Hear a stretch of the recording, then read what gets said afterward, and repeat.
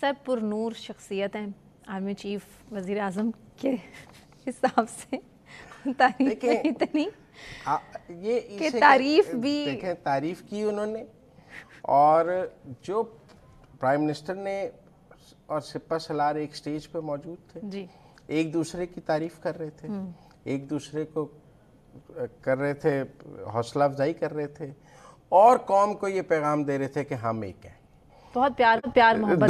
دونوں ایک سٹیج پر بیٹھ کے ایک فنکشن ایک پیج کو ڈسپلے کر رہے تھے کہ جن لوگوں کو کوئی ابہام ہے آپ جیسے لوگوں کو، وہ ابہام آپ کے دماغ سے نکالنے کے لیے، وہ نہیں نکل سکتا، وہ نکالنے کے لیے. اچھا اب ذرا آرمی چیف کی گفتگو پہ آ جائیں. جی سب سے پہلے تو انہوں نے کہا سب سے بڑا جرم جو ہے وہ فساد فی الارض ہے، لہذا اور انہوں نے کہا پاک فوج فساد فی الارض کے خاتمے کے لیے جدوجہد کرتی رہے گی.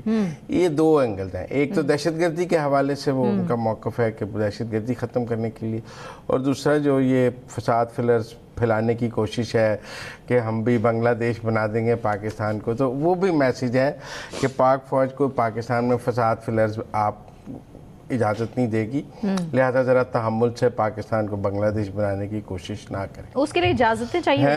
انہوں نے کہا جو شریعت اور آئین کو نہیں مانتے ہم ان کو پاکستانی نہیں مانتے. ٹھیک ہے، جو بھی آئین کو نہیں مانتا، جو آئین سے باہر ہے، جو آئین توڑنے کی کوشش کرتا ہے، اس کو ہم پاکستان نہیں مانتے. اچھا ایک اور ہے، انہوں نے کہا کہ سوشل میڈیا کے ذریعے انتشار پھیلایا جاتا ہے. آج پھر کہا وہی بات ڈیجیٹل ٹیررزم، انہوں نے کہا سوشل میڈیا کے ذریعے انتشار پھیلایا جاتا ہے.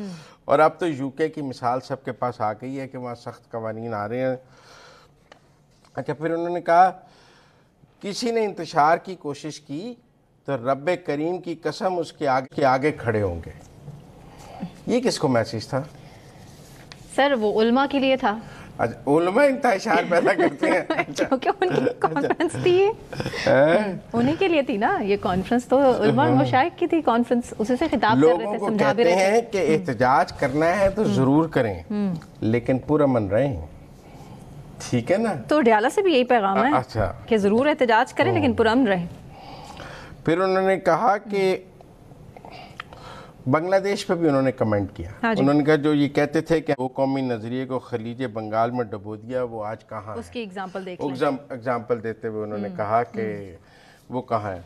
اور دوسرا انہوں نے کہا فلسطین سے سبق ملتا ہے کہ ہم نے اپنی حفاظت خود کرنی ہے، کوئی اور نہیں کرے گا. پھر ایک اور بات انہوں نے کہی، وہ بڑی امپورٹنٹ تھی، کہ اگر کسی کو ریاست سمجھنا ہے، اگر ریاست کی اہمیت جاننی ہے تو عراق، شام اور لیبیا سے پوچھو کہ ان کے پاس اپنی فوج نہیں تھی. تو انہوں نے کہا فوج کی اہمیت کو بھی آپ سمجھیں. تو پاکستان پر لاکھوں عاصم منیر سیاستدان اور علماء قربان. لاکھوں عاصم منیر علماء اور سیاستدان قربان. یہ ذرا انڈر لائن کر کے آپ سمجھیں کہ when it comes to Pakistan تو لاکھوں عاصم منیر علماء اور سیاستدان قربان. میرے خیال میں بڑا ہی کلیئر میسیج آج انہوں نے پاکستان کی ان لوگوں کو دیا جو بنگلہ دیش کے حالات کے بعد یہ سوچ رہے تھے کہ ہم پاکستان کو بھی بنگلہ دیش بنا لیں گے. ان کے لیے بھی آج آرمی چیف نے بڑا کلیئر میسیج دیا ہے کہ ہم یہاں موجود ہیں اور ہم نہیں ایسا ہونے دیں گے. اور اس کے ساتھ ساتھ انہوں نے فوج کی اہمیت پر بھی بات کی ہے کہ عراق، شام اور لیبیا کو دیکھیں فوج کتنی ضروری ہے. پھر اس کے ساتھ ساتھ انہوں نے دہشت گردی سوشل میڈیا پر بھی آج بات کی ہے. سوشل میڈیا کی بات سارا کچھ ملا کے پڑھیں نا آپ، یہ پوری تقریر کو ایک ردم میں پڑھیں تو آپ کو ساری جو منظر نامہ ہے کہ علماء مشائخ تو بہانہ تھا، اصل نشانہ کوئی اور تھا. مطلب وہ بڑا انہوں نے کلیئر کر دیا کہ آپ لوگ جو خواب بن رہے ہیں ان خوابوں میں کوئی حقیقت نہیں ہے. عاصم منیر وہیں کھڑا ہے جہاں وہ پہلے دن سے کھڑا ہے، اس کی پالیسی میں کوئی تبدیلی نہیں ہے. حکومت اور فوج ایک پیج پر ہیں اور آج اس کا عملی مظاہرہ کیا گیا کچھ چھوٹا موٹا نہیں کیا گیا. تو بڑا آج سٹرونگ ڈسپلے تھا اس بات کا. اس سے پہلے جتنے ڈسپلیز تھے وہ آپ کو لگتا نہیں ہے کہ سٹرونگ تھے؟ وہ اتنا سٹرونگ ڈسپلے. پھر نون لیگ والے وہی کہتے ہیں کہ سٹیٹمنٹس دے دیتے ہیں، D G I S P R بھی، آرمی چیف بھی کچھ اس طرح کی باتیں کرتے ہیں، پھر اسی طرح کی ڈیجیٹل ٹیررزم کے حوالے سے بات کرتے ہیں، سٹیٹمنٹس دیتے ہیں، 9 مئی کے حوالے سے بھی کہتے ہیں، لیکن کرتے کچھ نہیں ہے، سزائیں نہیں دیتے.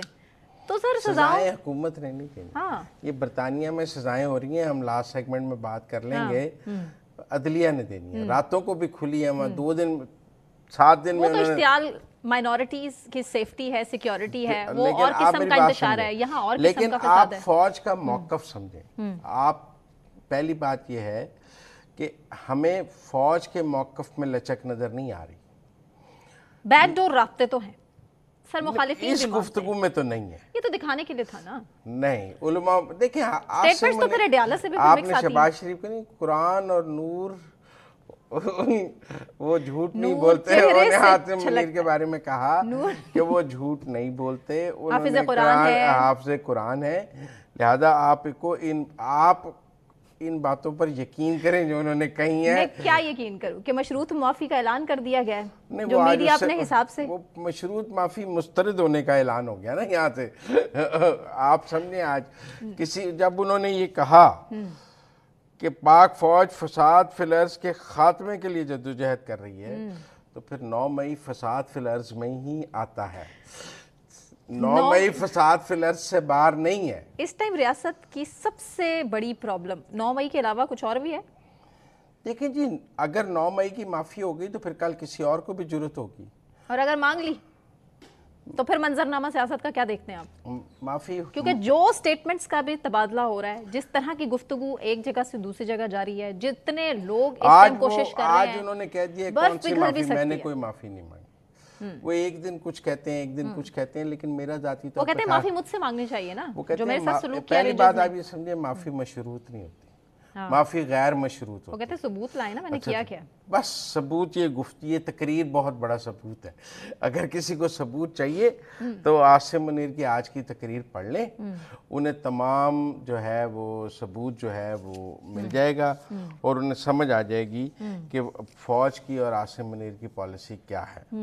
بنگلہ دیش میں جو کچھ ہوا اس کے بعد ایک پریشانی تو ہے پاکستان میں، جو سٹیٹمنٹس کا تبادلہ بھی ہو رہا ہے۔ دیکھیں، بنگلہ دیش میں جو کچھ ہوا اس میں پاکستان میں تو کوئی پریشانی نہیں ہے، بلکہ پاکستان اور بنگلہ دیش کے تعلقات تو اچھے ہو جائیں گے، حسینہ واجد کے ہوتے ہوئے بہت خراب تھے، اب پاکستان اور بنگلہ دیش کے، دیکھیں ایک دور تھا کہ بنگلہ دیش کے جو حکمران تھے وہ یہاں پاکستان آتے تھے، ہاں جی، آپ بات سمجھیں، پاکستانی حکمران بنگلہ دیش جاتے تھے، پاکستانی ٹیم جب ڈھاکہ میں میچ کھیلتی تھی سارا اسٹیڈیم پاکستانی ٹیم کے لیے تالیاں بجاتا تھا، اس لیے پاکستان اور ان احتجاج میں بھی پاکستان اور بنگلہ دیش کے عوام کے درمیان تو بانڈنگ نظر آئی ہے، تو کوئی پرابلم نہیں۔ ہاں، ایک سیاسی جماعت یہ سوچ رہی ہے کہ شاید وہ بھی پاکستان میں بنگلہ دیش جیسے حالات پیدا کر سکتی ہے، صحیح، ان کا خیال ہے کہ وہ بھی ایسے مظاہرے پلان کریں تو ان کی بھی دال گل سکتی ہے، تو ان کے لیے آج عاصم منیر صاحب نے کہا ہے کہ پاک فوج فساد فی الارض کے خاتمے کے لیے جدوجہد کر رہی ہے، اور سب سے بڑا جرم فساد فی الارض ہے، تو آپ سمجھیں کہ فوج کی پالیسی اس حوالے سے بالکل واضح ہے، فوج اور گورنمنٹ ایک لائن پر سوچ رہے ہیں، اور وہ جو پاکستان کو بنگلہ دیش بنانے کے لیے سوچ رہے ہیں ان کو کہیں سے کوئی آشیرواد نہیں ہے۔